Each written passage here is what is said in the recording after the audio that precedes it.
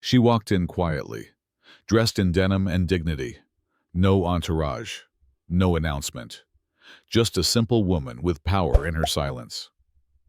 But what happened next inside that Charleston bank would ignite a firestorm exposing bias, rewriting boardroom rules, and reminding the world that you never truly know who you're speaking to until it's too late. It was a Tuesday morning in Charleston, South Carolina. The sky was clean, the breeze was light, and Avery Daniels had no reason to expect anything more than a routine meeting at the bank. She dressed casually, denim jeans, low heels, and a soft gray cardigan. Comfort over presentation. At 52, she had nothing to prove to anyone. She parked her Tesla quietly at the back of the lot, away from the crowded spaces near the entrance. The downtown branch of Altria Bank stood like most other institutions, cold stone, clean windows, and a scent of stale wealth. Avery walked in, carrying only her small leather satchel and a quiet air of purpose. Inside, the room was quiet. Muzak hummed over low chatter. She stood patiently in line, checking her phone for emails from the firm. That's when she noticed the glances. The teller, young, white, wearing too much perfume, was whispering to a colleague while eyeing Avery from head to toe. Not curious glances, not cautious, dismissive, defensive. The kind of look Avery had known since she was old enough to walk into stores without her parents. Still, she smiled. Polite, calm. She stepped forward when it was her turn. The teller's name tag read Chloe. Her smile was sharp and short-lived. "Ma'am, this is the private banking line," Chloe said with a strained patience. "Welfare services are across the street." Avery blinked once. Letting the words settle, she offered her ID.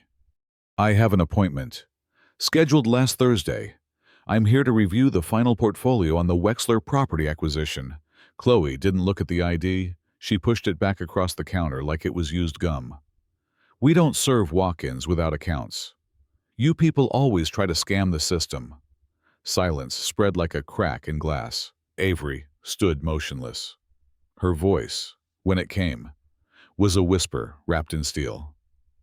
"I own 12 properties in this state, 4 commercial buildings. One of them houses your compliance division.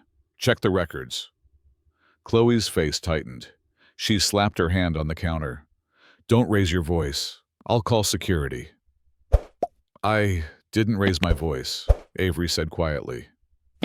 Then Chloe did the unthinkable. As Avery reached for her ID, Chloe slapped her hand away. The air left the room. Someone near the back pulled out a phone. The record light blinked red. "You need to stop," said a woman standing near the pamphlet rack. But Avery didn't look around.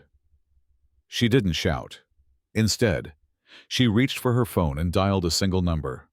When the call connected, she said only this: "It happened again. Pull the ownership records for this branch." Within minutes, a man in a dark suit and corporate badge stepped into the branch. Security from headquarters. Then another. Chloe's posture changed, still defiant but unsure. The branch manager, Mr. Lansing, emerged from his office in a quiet panic. Avery turned to him, offered a polite nod, and stepped aside.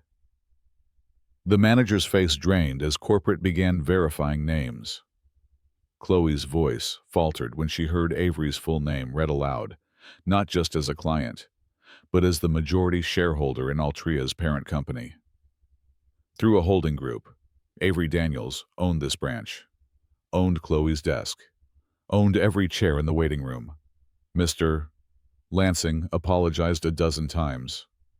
Chloe, frozen in place, said nothing. Avery looked at her and said, "You don't know who walks through your door, and now you never will.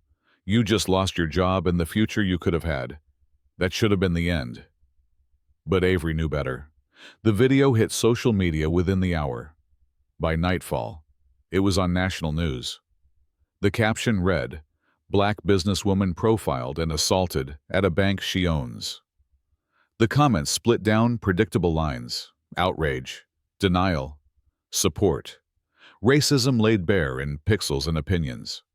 But Avery didn't hide. She appeared on morning talk shows and gave quiet, pointed interviews. She never raised her voice, never insulted. She let the footage speak. And it did. At the same time, her inbox filled with hate mail, threats, warnings, anonymous calls at 3 a.m. She was called everything but her name. Still, she moved forward. She launched the Equal Ledger Project, a financial equity initiative aimed at reforming hiring practices, bias training, and transparent lending criteria. She invested in communities that had long been shut out of access to credit. She met with lawmakers. She hired students from HBCUs and trained them in investment banking. But the biggest twist came from the past. Investigative journalists uncovered that Chloe's father, Alan Bradshaw, had once served as a board advisor for the same bank. Years ago, Avery had quietly flagged irregularities in diversity fund disbursements. Her whistleblowing led to a quiet firing. Now it made sense: the animosity, the venom, the slap. This wasn't just racial bias, it was personal, inherited, targeted. 3 months later, Avery stepped into the annual shareholders meeting in New York. Not as a guest, not even as a board member. She had just been voted chairwoman of the board. The CEO, pressured by public scandal and internal leaks, had resigned. Several senior execs followed. Avery didn't gloat. She simply reorganized.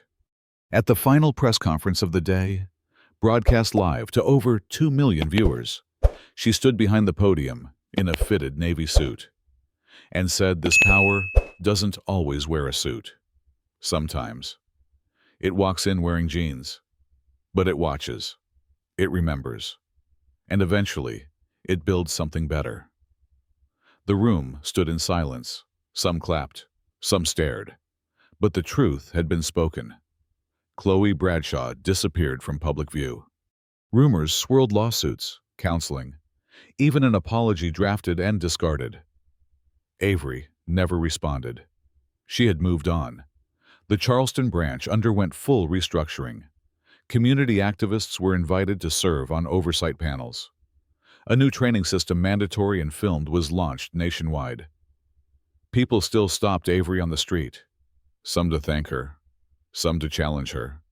One woman handed her a note that read, "Because of you, I opened my first account." Avery smiled, quietly. She folded the note and placed it in her wallet. Not all wars are loud. Not all revolutions look like riots. Some walk in wearing a gray cardigan and leave owning the building.